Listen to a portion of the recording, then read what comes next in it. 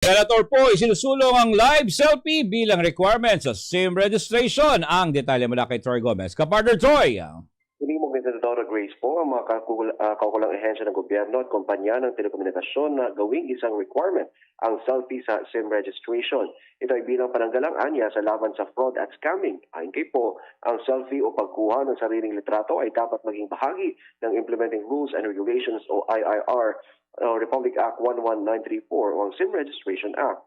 Muling itinutulak ni po Chair ng Senate Public Services Committee ang selfie requirement matapos ibunyag ng National Bureau of Investigation sa isang pagdinig sa Senado na nagawang magparehistro ng isang SIM gamit ang peking government ID na may litrato ng isang unggoy. Para sa Diyos at Pilipinas kung mahal, Troy Gomez sa gulat kapartner mo sa Balikan Serbisyo.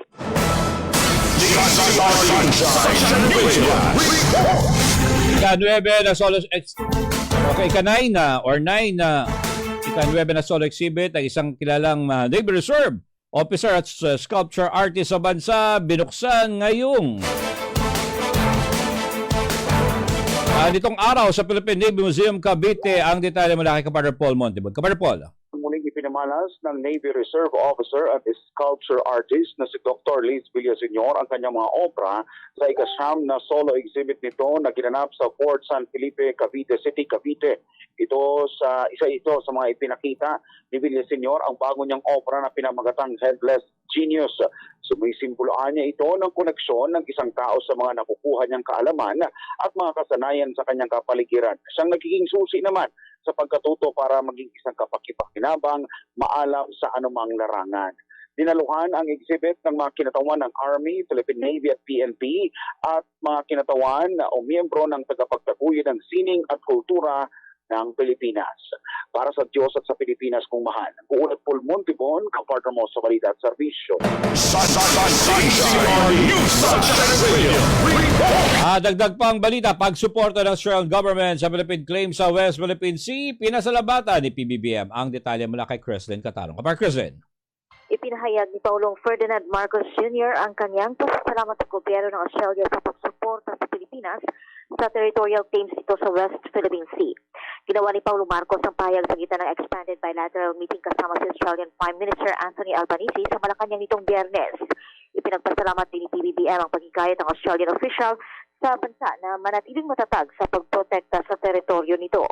Nauna nang nagkita sina Pangulong Marcos at Prime Minister Albanese sa Third Association of Southeast Asian Nations o ASEAN-Australia sa katatapos ng 43rd ASEAN Summit and related summits sa Jakarta, Indonesia. Bilang tugon, sinabi naman ni Albanese ng Australia at Pilipinas ay may mahalagang issue sa seguridad na may magkakatulad na pananaw sa pangangailangang itaguyod ang international law. Tiniyak din ni Prime Minister Albanese kay Pangulong Marcos na ang posisyon ng Australia sa mga issue sa West Philippine Sea ay patuloy na magiging consistent.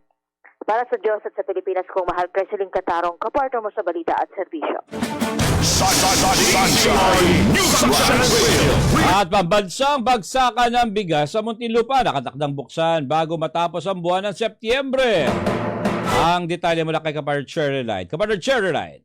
Sa pakikipagtulungan ng Department of Justice at Department of Agriculture, magiging posible ang proyekto ng pambansang bagsakan ng bigas sa Muntinlupa na ang target ay bago matapos ang buwan ng Setyembre. Sa panayam, inihayag ni Bureau of Corrections Director General Gregorio Pio Katapang, libu-libong sako ng bigas ang ibabagsak mula sa malalaking taniman sa Luzon na ang gagawing pambansang bagsakan ng bigas.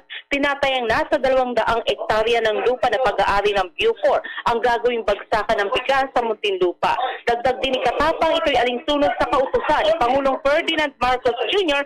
na tumulong sa food security ng bansa. Paglilinaw din ni Katapang, ang pambansang bagsakan ng bigas sa Muntinlupa ay bibilhin hindi para muling ibenta. Para sa Diyos at sa Pilipinas kung mahal, Cherry Light, kapartner mo sa Balita at Serbisyo.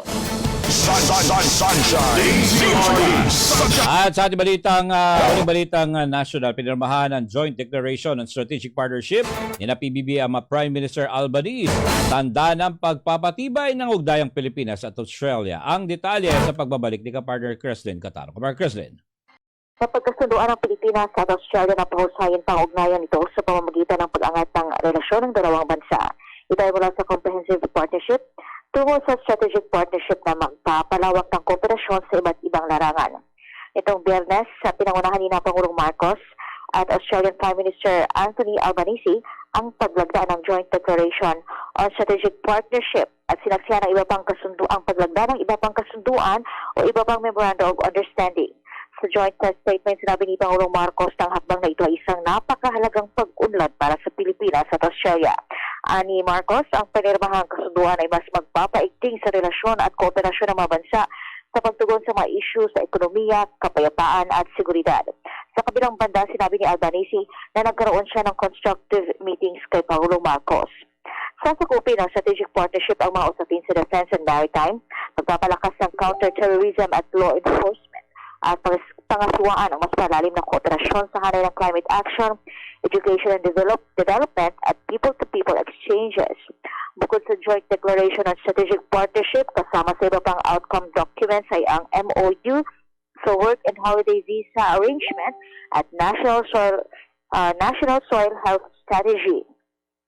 Nasa Pilipinas si Albanese upang guhitain ang malakas na ugnayan ng Pilipinas at Australia. Ito ang unang pagbisita ng Australian Prime Minister sa bansa mula noong 2003. Para sa Diyos at sa Pilipinas ko, mahal Presiding Katarong, kapartner sa balita at serbisyo. Ronda Pilipinas.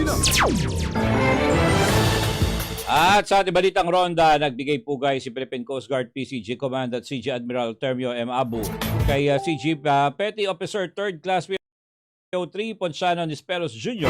na binawian ng buhay sa kasagsagan ng isang Search and Rescue or SAR operation sa Tubao, La Union noong Setyembre 5, 2023. Itong Biyernes, pinuntahan ni Komandante ng Komandante ang tahanan ni CGPO Nisperos Jr. upang pakiramay sa kanyang nulilang mga mahal sa buhay. Kinilala ni CG Admiral Abu ang kakayahan ni CGPO Nisperos at pinasalamatan ang kanyang pamilya ng buong pusong sumuporta sa pangarap nitong maglingkod sa bansa bilang isang Coast Guardian.